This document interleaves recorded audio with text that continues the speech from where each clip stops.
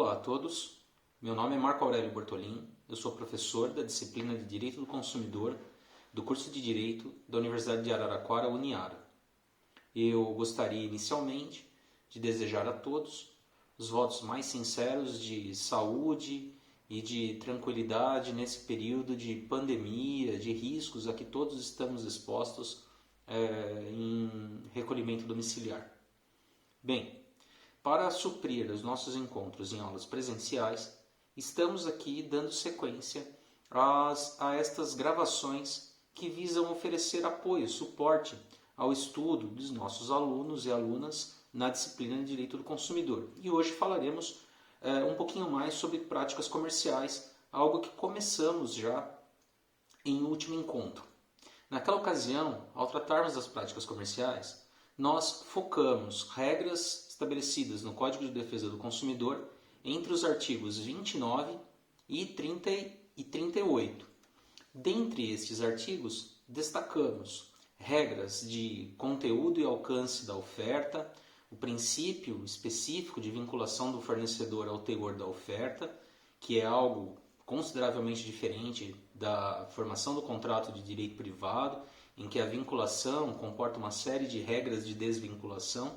No direito do consumidor, a vinculação é bem mais específica, obriga o fornecedor ao cumprimento forçado da oferta, inclusive de acordo com as alternativas que são disponibilizadas ao consumidor no artigo 35, as alternativas que o consumidor pode escolher para dar concretude ao seu interesse na oferta recebida. E destacamos que essa oferta ela pode ser dirigida diretamente, formulada diretamente ao consumidor em sentido estrito, ou ela pode ser veiculada em meio às vias de marketing. E o Código de Defesa do Consumidor, naquela ocasião destacamos, não trata propriamente de marketing, ele trata de publicidade, mas a publicidade é uma espécie desse gênero e, obviamente, as regras que estão estabelecidas nos artigos 36, 37 e 38, que tratam da publicidade, são, obviamente, ampliadas para os demais recursos de marketing, promoções de vendas, sorteios, brindes, etc. Muito bem, e no campo, então, do marketing, nós vimos que há a necessidade de identificação imediata e fácil do mecanismo da via de publicidade ou de qualquer outra de marketing, da existência de uma base teórica do que é afirmado como propriedade ou qualidade de um produto ou serviço, limites de enganosidade e abusividade para a publicidade e inversão automática do ônus da prova. Muito bem. Dando sequência, então, a esse tratamento jurídico das práticas comerciais, nós chegamos ao artigo 39, que irá abordar as práticas abusivas. Muito bem. Esse tema no Código de Defesa do Consumidor nos chama a atenção porque a ótica de interpretar práticas comerciais sob a luz da teoria do abuso de direito, ela não é própria apenas do artigo 39. O Código vai abordar também as práticas comerciais ou práticas não diretamente comerciais, mas práticas do fornecimento, aquelas indiretas da fase pós-contratual, notadamente cobranças de dívidas no artigo 42 e bancos de dados no artigo 43, sob o viés do abuso de direito. O abuso de direito, a teoria do abuso de direito, que é uma escolha do Código de Defesa do Consumidor, ela data do direito canônico na Idade Média, foi organizada, sistematizada sob o prisma do resultado antijurídico de exercícios abusivos de direitos previamente existentes por seus titulares. Mais tarde, ganharia corpo sob uma roupagem um pouco mais ampla do que simplesmente o ato puramente emulativo de praticar a maldade através da prerrogativa de estar no exercício de um direito. Atualmente pensamos no abuso de direito mais pelo seu reflexo antijurídico, controle desse abuso à luz da própria limitação da liberdade contratual, através dos princípios contemporâneos que moldam a autonomia privada. Estamos falando de função social e boa-fé objetiva, que moldam, que limitam a liberdade contratual e que são aplicadas também para essa prerrogativa constitucional de livre iniciativa. Sempre lembrando que a liberdade de explorar a ordem econômica nacional é pautada pela livre iniciativa, artigo 170 caput, e também pela valorização do trabalho humano. Mas essa livre iniciativa, ela é pautada por valores principiológicos estabelecidos no próprio artigo 170 da Constituição, entre eles a defesa do consumidor. Então, a liberdade de explorar a ordem econômica nacional, essa livre iniciativa de explorar a ordem econômica nacional precisa ser conformada a valores que são superiores na Constituição. A defesa do consumidor é um deles. Muito bem. Então, à luz disso, obviamente, que o exercício das práticas que visam o lançamento de produtos, a elevação do volume de vendas, a conquista de novos clientes, a garantia de lucro nos atos de fornecimento, é óbvio que são lícitos. Mas dependendo da sua utilização, esse exercício lícito pode desbordar para um campo de abuso de direito. E aí então o resultado se torna antijurídico. Se no Código Civil nós temos a positivação do abuso de direito ao lado do ato ilícito, que nos dá a ideia de que o ato abusivo de exercício de direito seria igualmente ilícito, mas na verdade há uma crítica uniforme da doutrina em relação a essa escolha do Código Civil em positivar o abuso de direito, tal como fez no artigo 187. Estamos falando do Código Civil. Aqui no direito do consumidor, a ideia que antecedeu inclusive essa positivação lá do Código Civil é tratar a arte, a via de explorar a ordem econômica através do fornecimento, com condutas que são importantíssimas para a ordem econômica, essas de fornecimento, que essas atividades de fornecimento não desbordem para o campo do abuso. Então, a conduta é lícita, mas o resultado é antijurídico porque viola o valor almejado pelo legislador consumerista, que é a melhoria constante e a harmonização das relações de consumo, do ambiente de consumo. Então, se houver um maior controle sobre as atividades de fornecimento, para que elas não desbordem para um campo de abuso, obviamente nós teremos um sistema de fornecimento que permitirá um ambiente de consumo mais harmônico, que é o ideal do legislador. Então, se o fornecedor desborda deste campo lícito de explorar a ordem econômica através de atividades as mais variadas de fornecimento na oferta de produtos e serviços, é claro que se ele desbordar, o ambiente de consumo será mais agressivo e criará maiores problemas ao consumidor. Daí porque esse controle do abuso das condutas de fornecimento. Isso se dá tanto no campo pré-contratual, com o artigo 39, e com o artigo 40, que trata também do orçamento de serviços, mas logo em seguida o Código segue sob o mesmo viés do abuso de direito para tratar de comportamentos indiretos do fornecedor, indiretos em relação à sua atividade de fornecimento, que decorrem da cobrança de dívidas e dos bancos de dados, que reúnem informações negativas de consumidores, por inadimplência no comércio, no sistema bancário, etc. Então, temos que interpretar esta parte do Código de Defesa do Consumidor, artigos 39 até 43, como um esforço do legislador de trazer a teoria do abuso de direito para o campo do fornecimento. Para quê?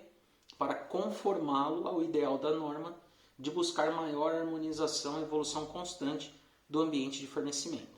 O resultado do fornecimento não é apenas fundado no lucro, mas sim no bem-estar das pessoas consumidoras.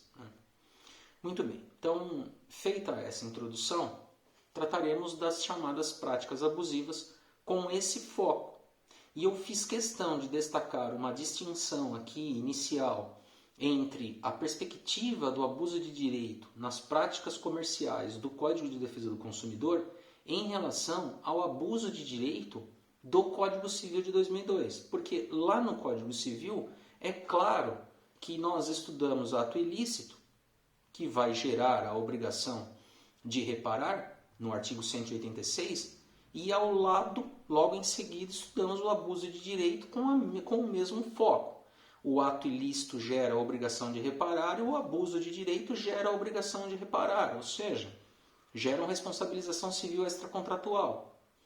Aqui, no direito do consumidor, o abuso de direito de explorar a ordem econômica, estamos falando do abuso no fornecimento, não necessariamente gera essa consequência, que é típica do direito civil, a responsabilização patrimonial do fornecedor. Não estamos aqui com a mesma consequência. A prática abusiva, ela demanda outras consequências. Excepcionalmente, apenas excepcionalmente, uma prática abusiva pode gerar dano concreto a um consumidor, dano à esfera pessoal do consumidor. Quase sempre de cunho moral, mas é raro. A prática abusiva que se combate no Código de Defesa do Consumidor é para a melhoria, para a harmonização das relações de consumo, para que o ambiente de consumo se torne mais seguro. Então, evidentemente que os mecanismos de controle no CDC não são fundados na responsabilização civil em tutela individual. As consequências que melhor se ajustam ao controle das atividades de fornecimento que se mostrarem abusivas, elas se dão na esfera administrativa através de um controle e fiscalização dessas práticas, porque estas práticas, quando identificadas pelos serviços de fiscalização, elas se caracterizam categoricamente como infrações à ordem econômica e como infrações que geram a imposição de sanção pelos órgãos da fiscalização.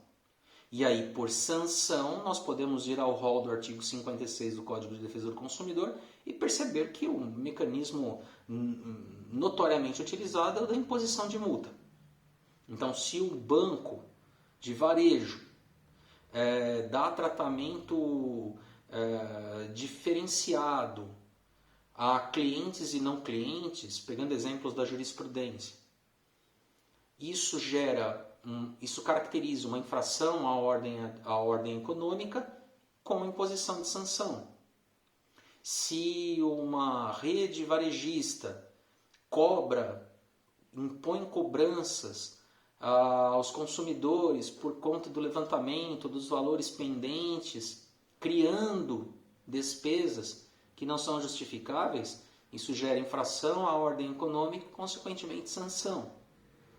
A sanção, sobretudo a de multa, ela precisa ser sopesada pelo órgão da fiscalização de acordo com o porte econômico da empresa que está praticando aquele abuso.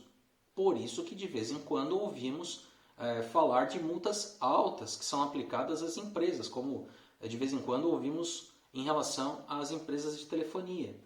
Então, essas questões de práticas abusivas, elas exigem, ao contrário lá do direito civil, que nós trabalhamos com tutela individual e responsabilização civil do autor da conduta, aqui em direito do consumidor, o que melhor resolve a prática abusiva é a identificação de que aquela prática abusiva é também uma infração à ordem econômica e, consequentemente, habilita-se o órgão da fiscalização à imposição de sanção. Pode ser de multa, mas pode ser fechamento do estabelecimento, cassação do alvará, etc.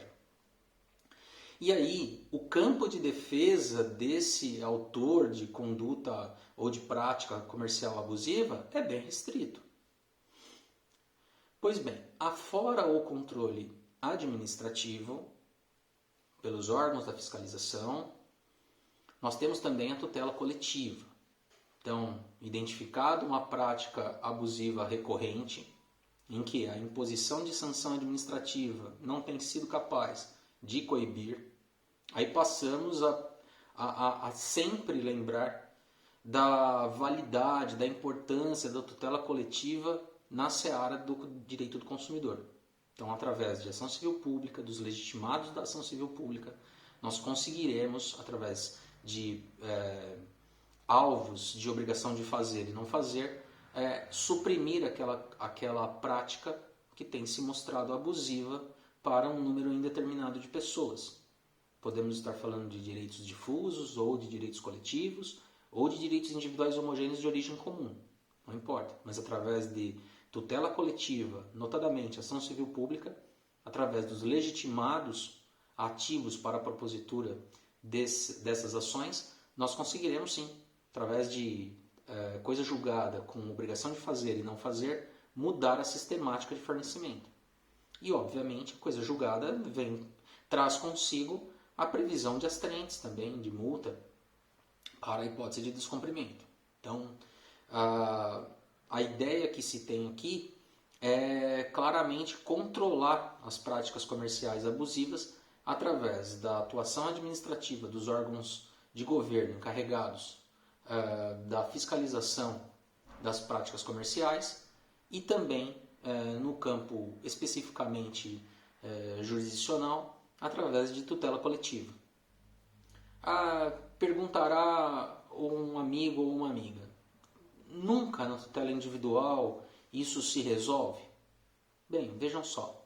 Se o consumidor, individualmente considerado, tem consciência que determinada prática é abusiva, ele, em tese, poderia se valer de uma ação de obrigação de não fazer para compelir aquele fornecedor a ser inibido de exercer contra aquele consumidor individualmente considerado aquele tipo de comportamento abusivo.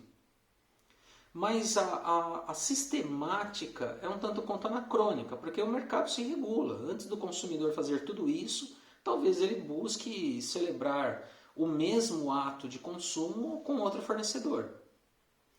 Por isso, me parece que, embora seja possível, não se ajusta muito bem na tutela individual este controle das práticas comerciais abusivas. A não ser, repetindo, que a prática abusiva ofenda, cause dano à esfera individual do consumidor. Por exemplo, a divulgação de uma informação depreciativa de consumidor que está no exercício regular de direito.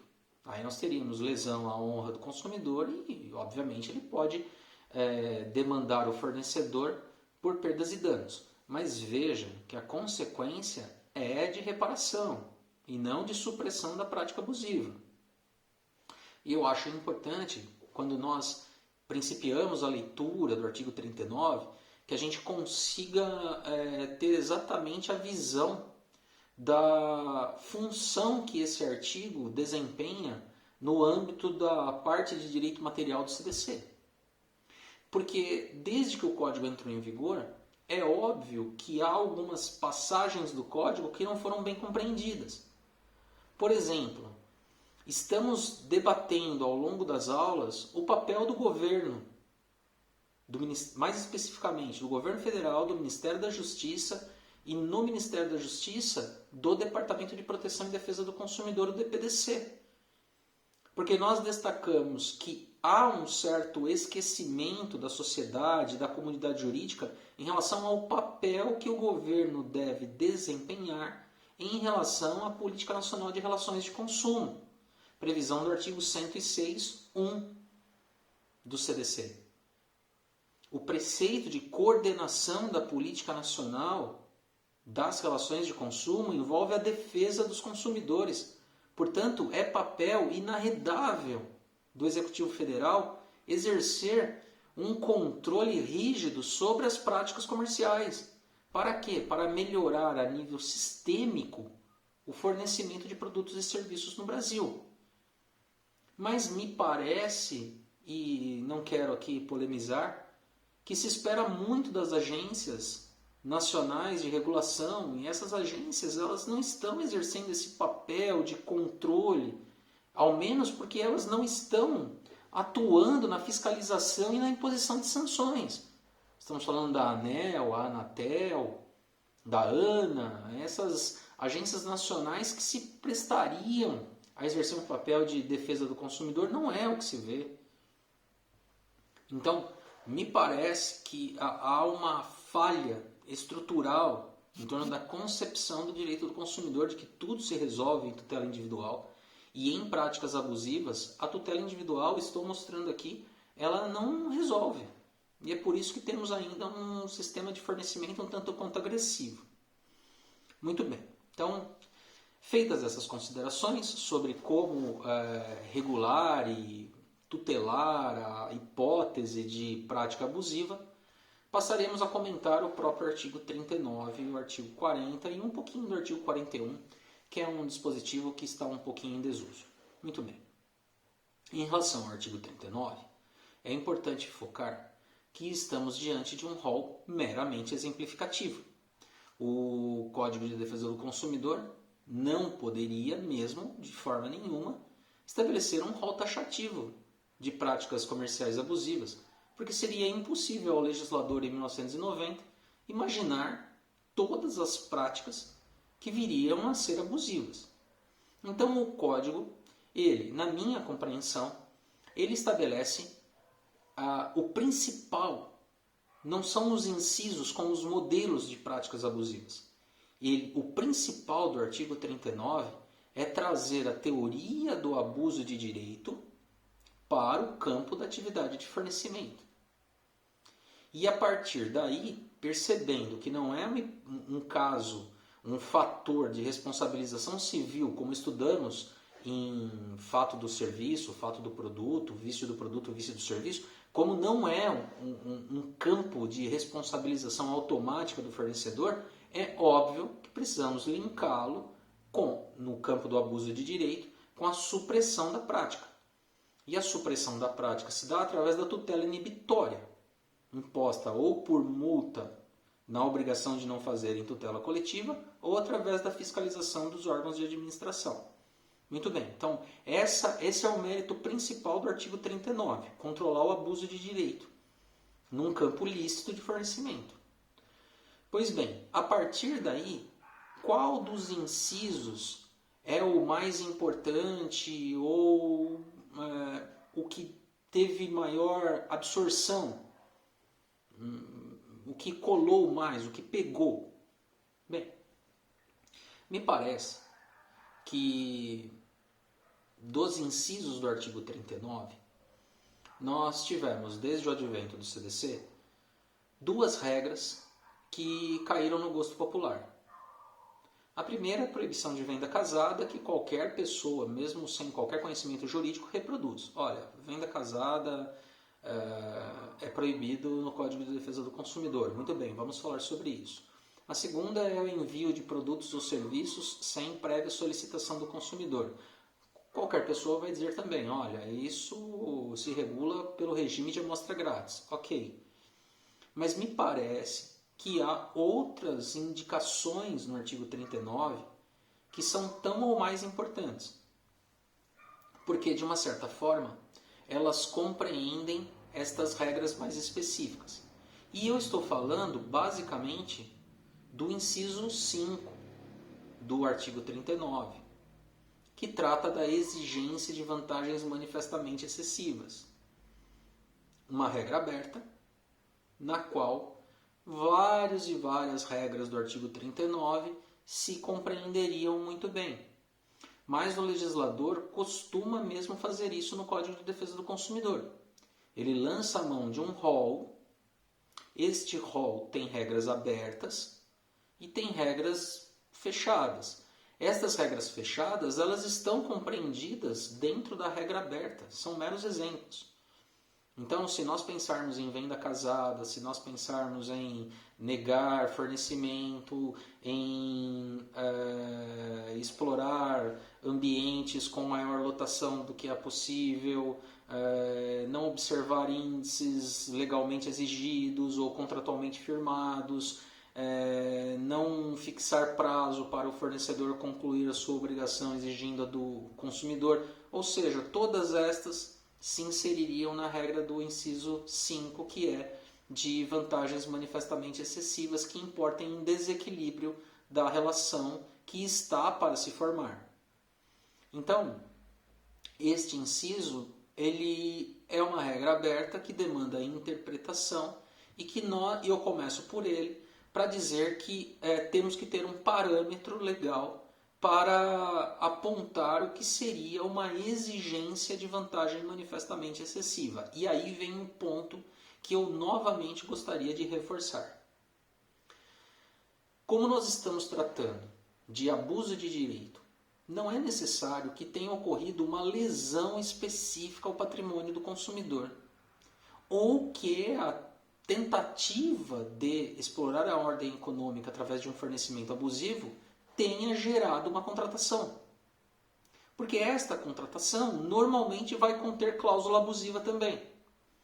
Mas para esse tipo de controle de conteúdo, o código empresta a mesma lógica lá no artigo 51. Então nós teremos a mesma sistemática de tratamento, caso o consumidor venha a celebrar o contrato de consumo e venha a ser atingido por conteúdos contratuais abusivos. E aí então, se ele suportar o reflexo desse conteúdo contratual abusivo, ele vai buscar a invalidade jurídica dessa cláusula. O que nós estamos tratando aqui no artigo 39 é de harmonização das relações de consumo, ou seja, não é necessário que tenha ocorrido um dano. Basta que a prática tenha sido colocada, tenha sido utilizada pelo fornecedor. Não que ele tenha conseguido causar danos. Basta que ele se utilize da prática, mesmo que ele não tenha realizado contratos, negócios de consumo, para que ele esteja já num campo de abuso de direito. Então, por isso que o artigo 39 vai focar no inciso 5 com a exigência da vantagem manifestamente excessiva. E o parâmetro que devemos utilizar é do artigo 51 que trata de contrato. Porque no parágrafo 1º do artigo 51, nós temos já um parâmetro do que seja vantagem manifestamente excessiva estabelecida em cláusula contratual. Então, se eu for buscar um parâmetro para o que possa ser considerado uma exigência não contratada ainda de vantagem manifestamente excessiva, é lógico que eu posso me utilizar do parâmetro do próprio artigo que regula a vantagem manifestamente excessiva já estabelecida em cláusula contratual firmada. E aí, se eu me deparar com uma cláusula que ofende princípios do sistema ou que fere sem qualquer explicação negocial fundada no tratamento jurídico do negócio e que importe em manifesto desequilíbrio, por exemplo, eu estarei diante de uma cláusula que gera vantagem manifestamente excessiva e a exigência deste tipo de pretensão negocial também já representa a exigência de vantagem manifestamente excessiva aos consumidores e, consequentemente, fica passível de sanção administrativa ou de, melhor ainda, neste caso, de controle por tutela coletiva através da obrigação de não fazer derivada da coisa julgada. Então, se a exigência de vantagem manifestamente excessiva ela estiver tendente a determinar um desequilíbrio contratual futuro que venha a ser celebrado ou que venha a ofender a natureza do negócio ou a base de tratamento jurídico do contrato que venha a ser celebrado, nós já temos ali ensejo para o controle por tutela coletiva ou por sanção administrativa. Qual seria um bom exemplo para esta regra aberta do artigo 39, que está lá no inciso 5? Bem, a jurisprudência vinha entendendo de forma bastante recorrente que a aplicação de preços distintos para mecanismos de pagamento diferentes seria uma representação bem clara de exigência de vantagem manifestamente excessiva. Vejam que o consumidor ainda, não estamos falando de um consumidor que efetuou o pagamento, estamos falando de uma postura do fornecedor que cobra um preço pelo cartão de crédito e cobra outro preço pelo dinheiro à vista, pelo dinheiro em espécie ou pelo cheque. Então, os tribunais vinham repercutindo nos últimos anos que essa era uma vantagem manifestamente excessiva, porque o consumidor não poderia suportar as tarifas da operação de crédito do cartão. Isso gerou uma certa dúvida agora no governo Temer, com a conversão de medida provisória em lei, que passou a autorizar essa cobrança em valores diferentes a depender da forma de pagamento, se vier a ser devidamente informado dentro do estabelecimento comercial, a Lei 13.455 de 2017. Agora, essa lei traz problemas. Por quê? Porque ela é anti-isonômica, ela trata de forma anti-isonômica consumidores e ela deixou de retirar da legislação a previsão de infração administrativa para tal prática na lei concorrencial. Então, ela está isolada porque se apresenta de maneira anti-isonômica e contrária ao regramento que trata da proteção à ordem econômica nacional. Então, penso que a jurisprudência vai ter que encontrar uma alternativa para essa aparente controvérsia que se estabeleceu com a conversão dessa MP na Lei 13.455 de 2017. Mas, toda vez que encontrarmos exigências manifestamente excessivas em prol do fornecedor, em detrimento do consumidor, ferindo a natureza habitual do contrato, o equilíbrio habitual daquele tratamento jurídico do contrato, ou violando a principiologia que cerca o direito do consumidor, nós teremos como fundamentar a ocorrência de vantagem manifestamente excessiva. Sempre lembrando que isso, se vier a ser contratado, gerará controle de conteúdo do contrato, que nós trataremos mais adiante. Regra lá do artigo 51, inciso 4, com o complemento do parágrafo 1º do CDC. Mas, uma vez que nós abordamos o inciso 5, vamos falar agora dos demais incisos. Começando então por aquela regra que pegou, a da venda casada.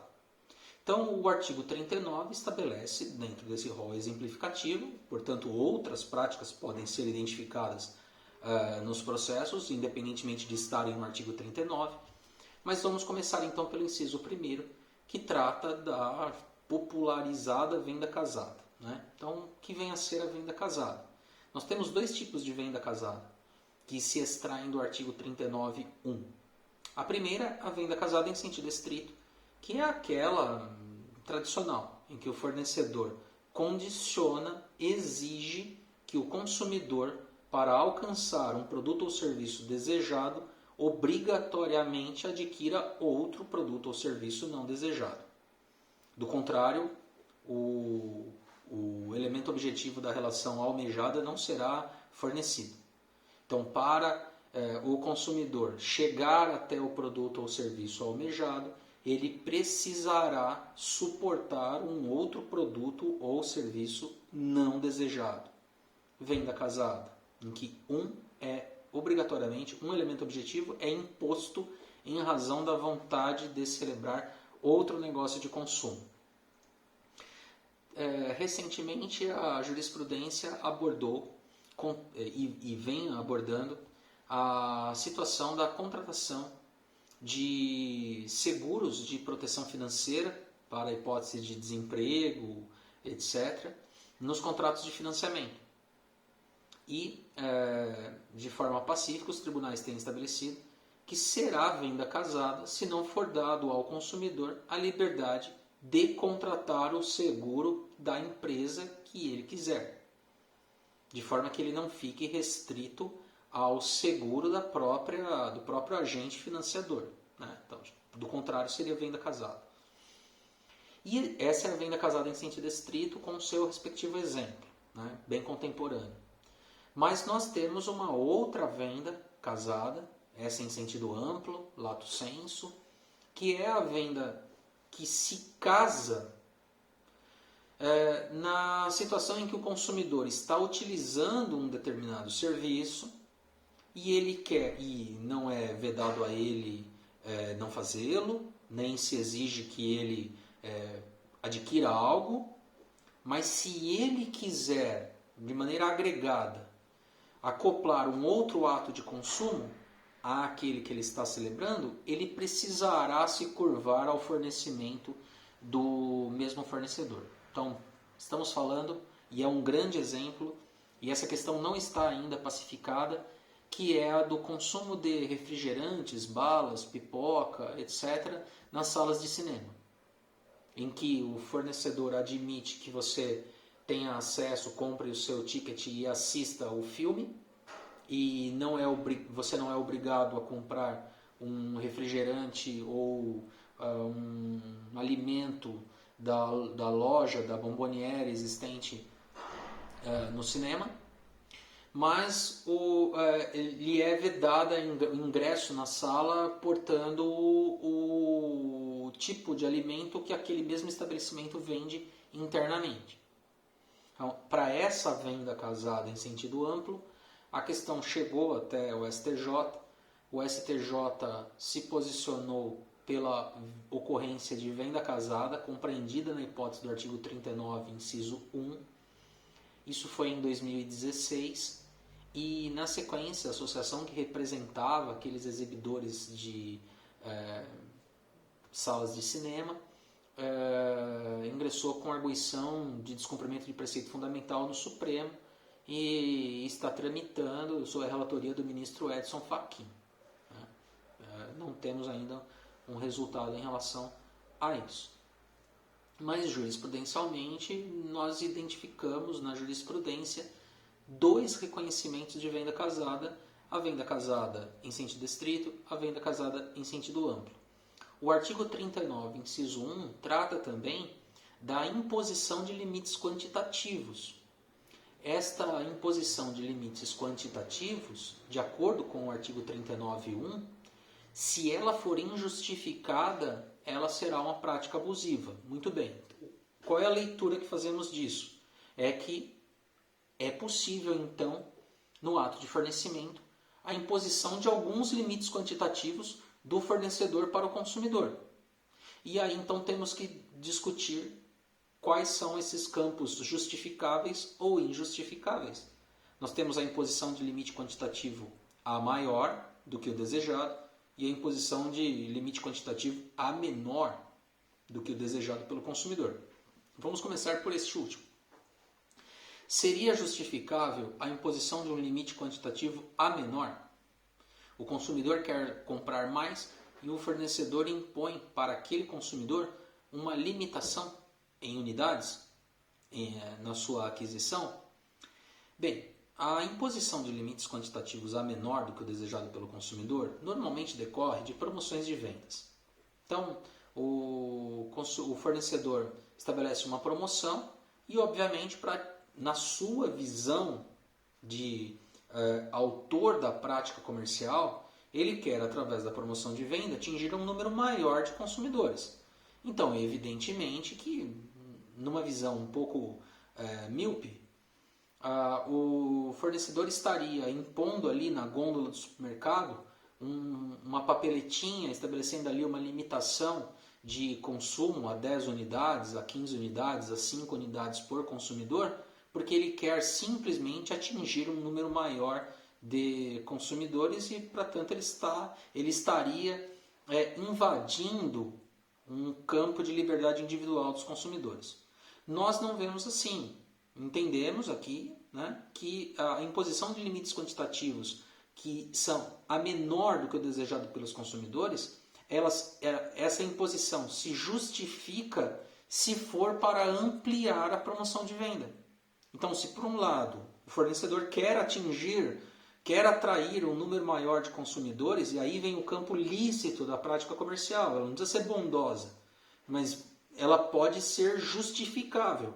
Se a promoção de venda tem um viés para o fornecedor de atrair clientela para o interior do seu estabelecimento, por outro lado, sob a ótica dos consumidores, a promoção de venda ela é um benefício. Então, se ela atingir um número maior de consumidores, melhor, portanto, ela se justificaria. Não tanto porque o fornecedor pensou nisso, mas sim pelo seu resultado finalístico. A limitação de estoque também me parece justificável. Exigir que o fornecedor tivesse um estoque infindável de produtos também não me parece razoável.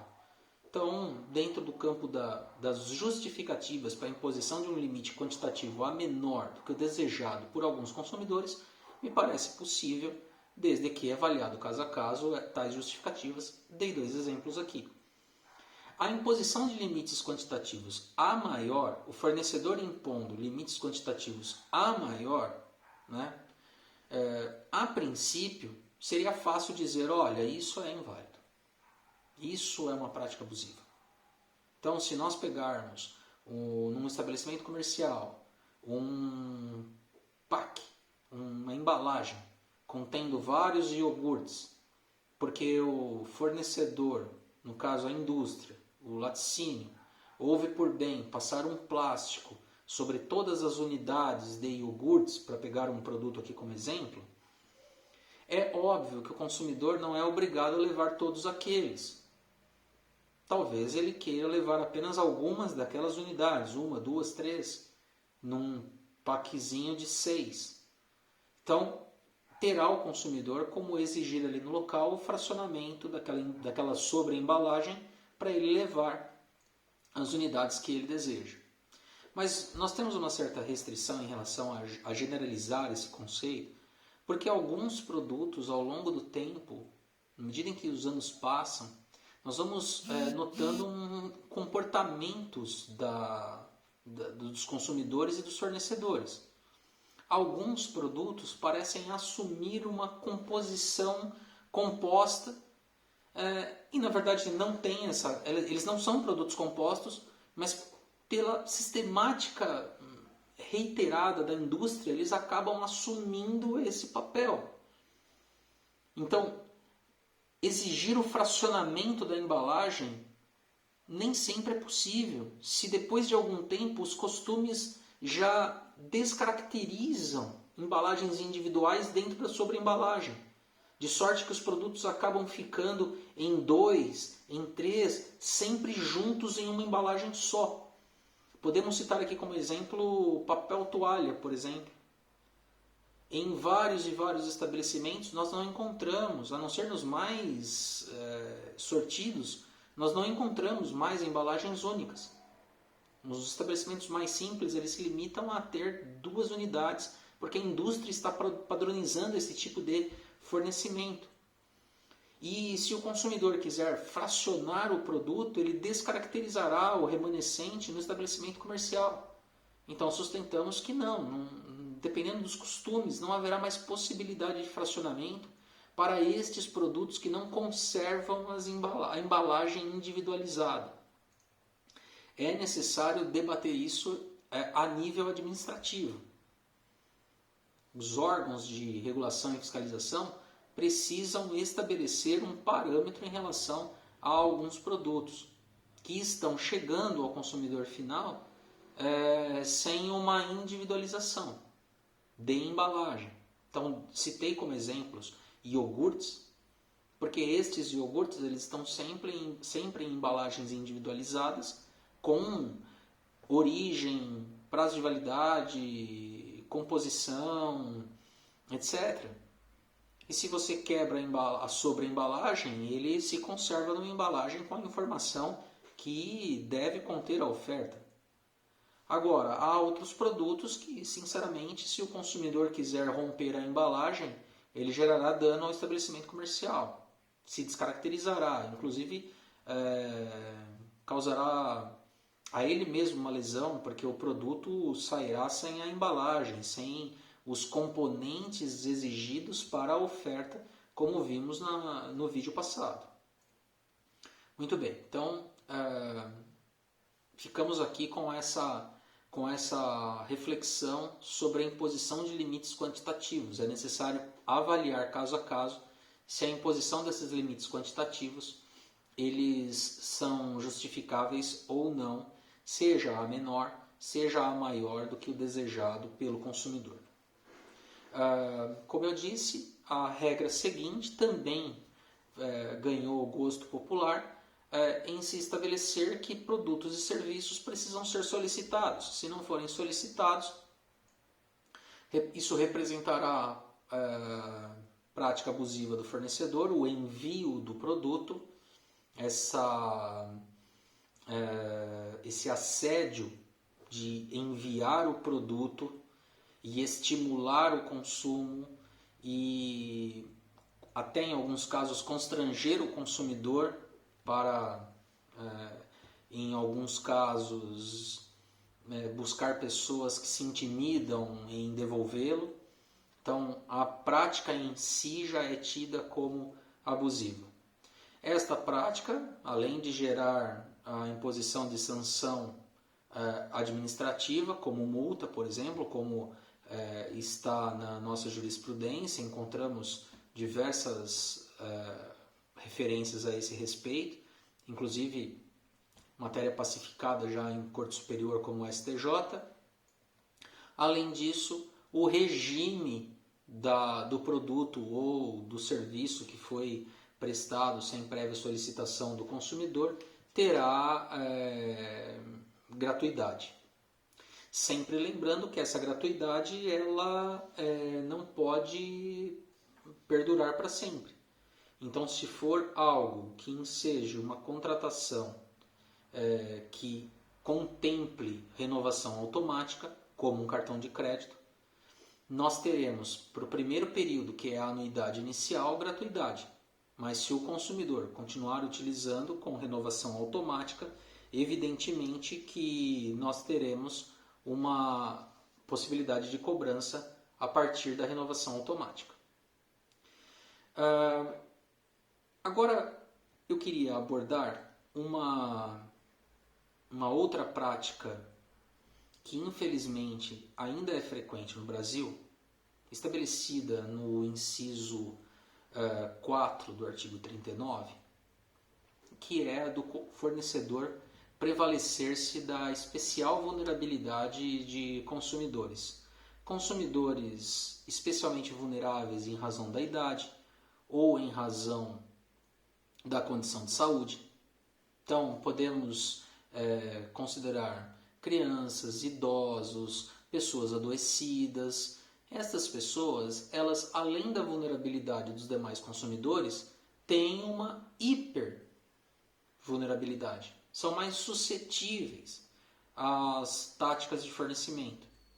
Portanto, é necessário verificar se e nós não estamos falando de produtos infantis ou de produtos geriátricos, não é isso. Mas é necessário ver, porque são segmentos totalmente ilícitos e necessários, voltados para esses públicos, mas isso é outra coisa.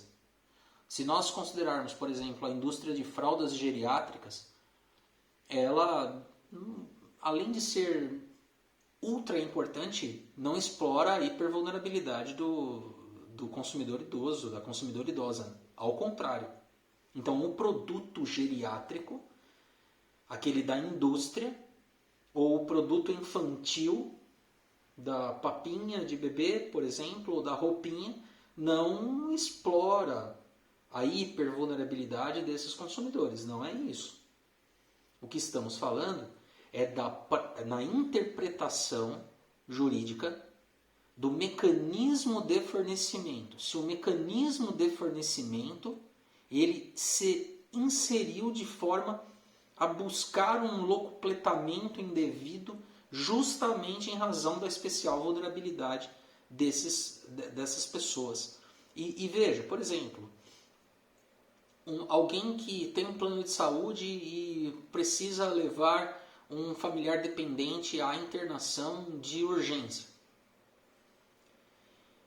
Naquele momento em que o médico prescreveu o tratamento cirúrgico urgente, que ele está pressionado, preocupado, desesperado, e aí vem o hospital e exige um cheque calção. Ora, é evidente que a pessoa ali, em razão do adoecimento de um parente, vai estar especialmente propenso a celebrar, a emitir o cheque calção.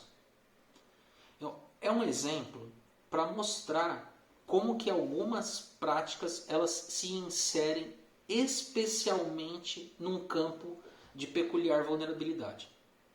Para essas, evidentemente, a fiscalização administrativa, imposição de sanção administrativa de multa ou tutela coletiva com coisa julgada que determine a nível regional até a supressão dessa prática é fundamental. Porque depois que o consumidor se viu constrangido a emitir o cheque calção e que tudo aconteceu, o tratamento se deu, etc., aí o consumidor ele não vai ter nem o interesse de buscar qualquer tipo de reparação. E veja, é o que eu disse, e vejam, é o que eu disse no começo do vídeo.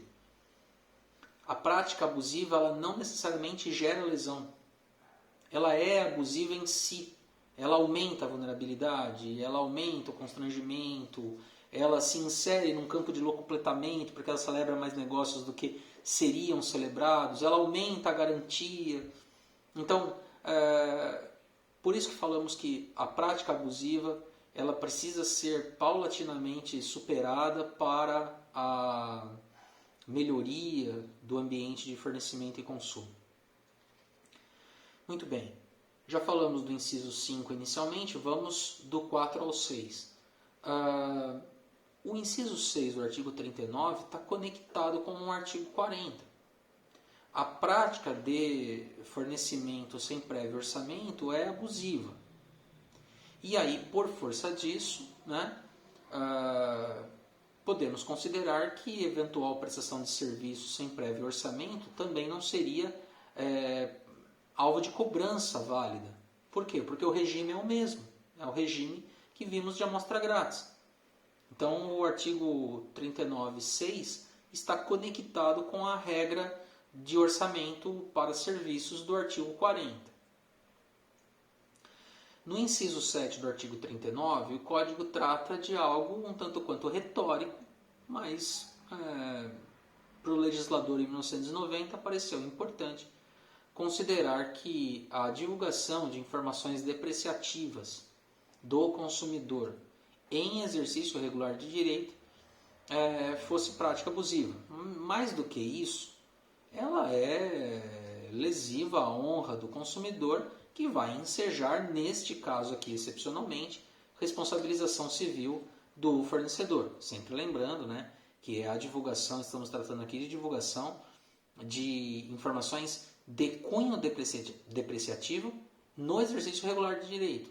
Então, são informações subjetivas, porque informação objetiva, embora seja negativa, ela não torna o consumidor alguém que está a exercer regularmente um direito. Ele é uma informação objetiva. Estamos falando de banco de dados.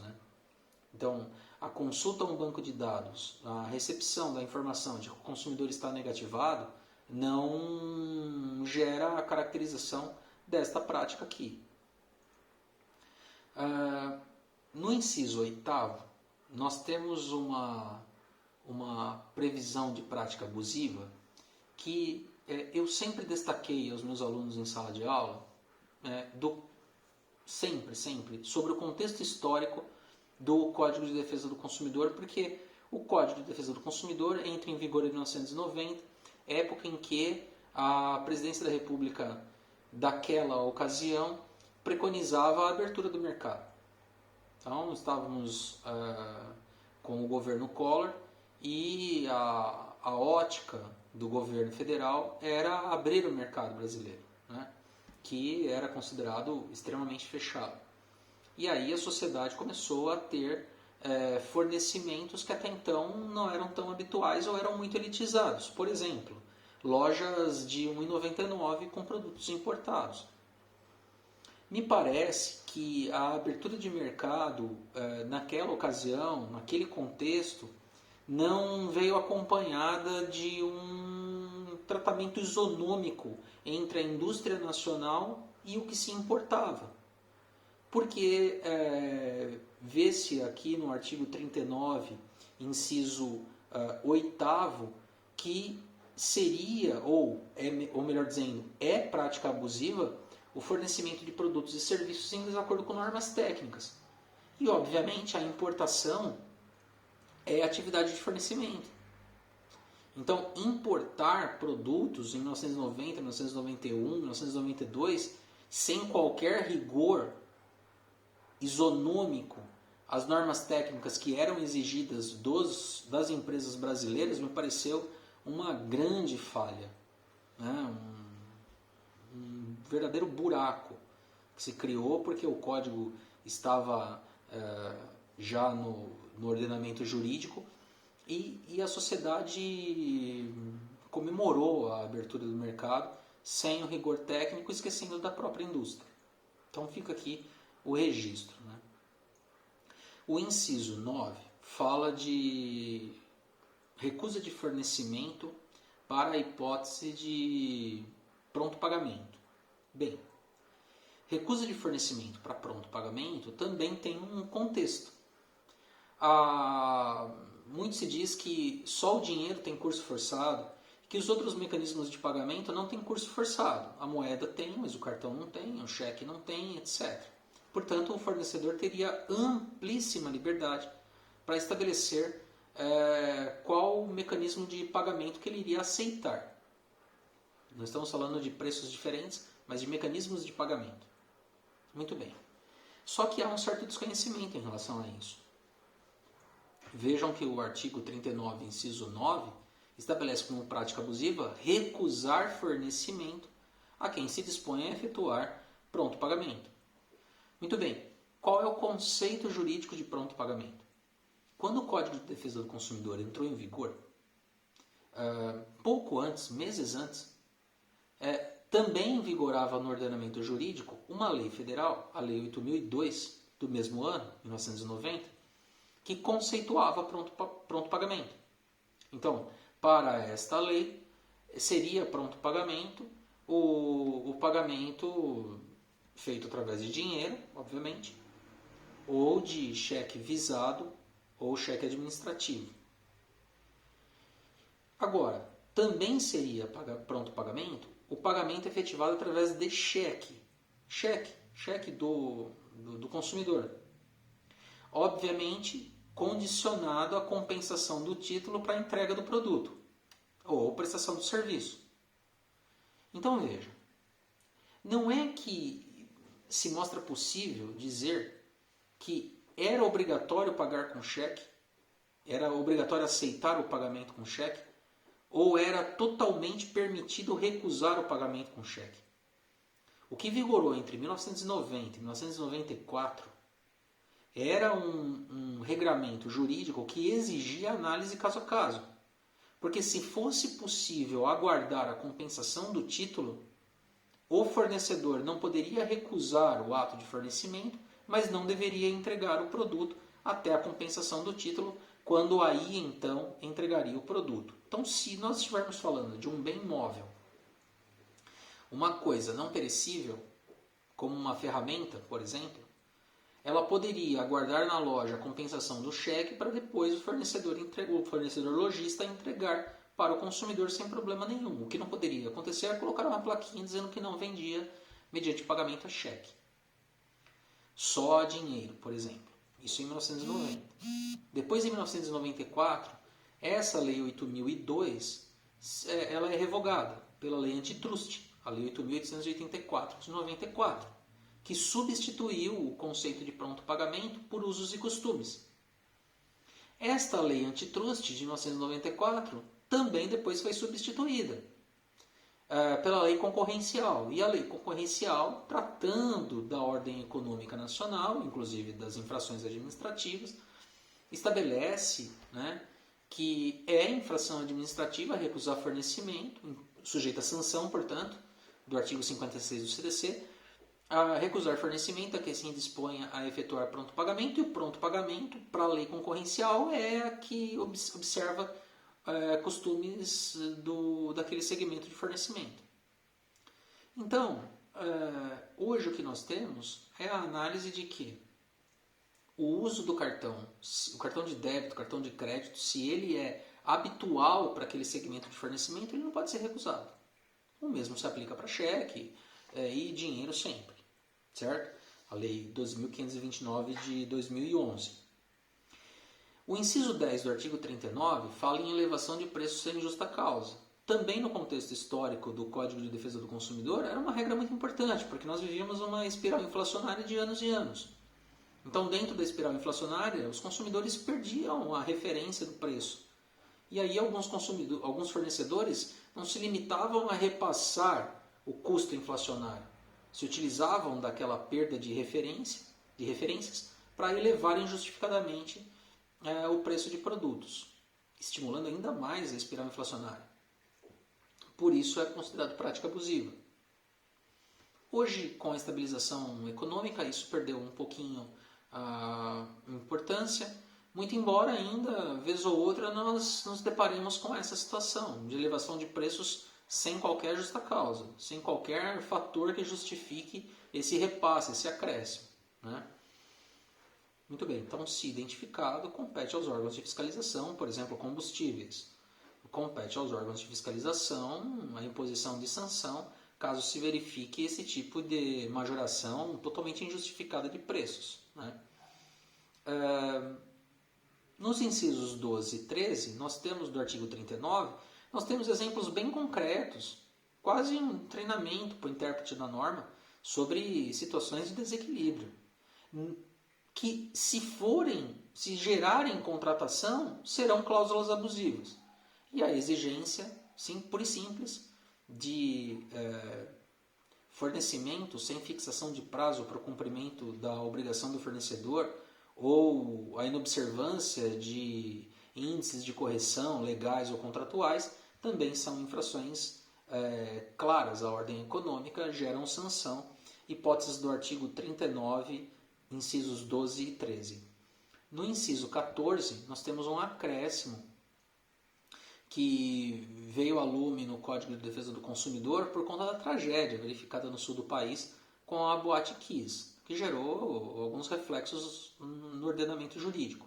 Um deles está no inciso 14, incluído aqui no artigo 39, para considerar prática abusiva a colocação de pessoas em estabelecimento comercial acima do que estabelece o alvará de funcionamento, o alvará para realização do evento, etc. Que também reflete no tipo penal do artigo 65 do Código de Defesa do Consumidor. Também foi alterado lá nos parágrafos do artigo 65. Né? Em relação aos orçamentos, vale aqui uma atenção especial ao artigo 40. Assim como falamos do inciso 6 do artigo 39, que é que se considera prática abusiva a prestação de serviço sem prévio orçamento, o artigo 40 destina um espaço justamente para tratar do orçamento. Então, o orçamento não é apenas de preço, ele precisa indicar datas de conclusão e término ou de fases, etapas, materiais, valores, sinal. Ele precisa ser discriminado, ele precisa ser claro, né? Não é simplesmente um preço final. Para os serviços mais complexos, ele precisa ser bem completo. Ele vincula as partes por um decêndio. Pode ser alterado, mas nunca unilateralmente, só bilateralmente. Do contrário, ele vincula. E, inclusive, se for necessário, a inclusão de materiais ou contratação de trabalhadores no curso da prestação, não é possível fazer unilateralmente, é necessário repactuar o negócio todo. Regra do artigo 40, parágrafos 1º, 2º e 3º. O artigo 41 trata novamente de uma regra importante para o contexto do Código de Defesa do Consumidor, que é a de violação de tabelamento de preços, que atualmente não tem assim uma importância como tinha na época do governo Sarney, que antecedeu o advento do CDC. Enfim, o importante mesmo no estudo do artigo 39 é entender que estes incisos eles são indicativos, são exemplos, indicativos de exemplos de como notar, como extrair situações no fornecimento que geram desequilíbrio. E daí então vimos que até no caso de informações depreciativas isso pode gerar dano em tutela individual de direitos, mas normalmente a ideia que se tem aqui é de controle e fiscalização administrativa com imposição de sanções administrativas que são muito eficazes para a melhoria do ambiente de fornecimento e, se necessário, tutela jurisdicional coletiva, né? Também com imposição de sanção na fixação do descumprimento da obrigação de fazer. Bem, eram essas as considerações que eu tinha a fazer sobre práticas abusivas no Código de Defesa do Consumidor. Espero que todos estejam bem nesse período de pandemia, ainda distantes dos encontros presenciais em sala de aula. Espero realmente que familiares e amigos também estejam bem.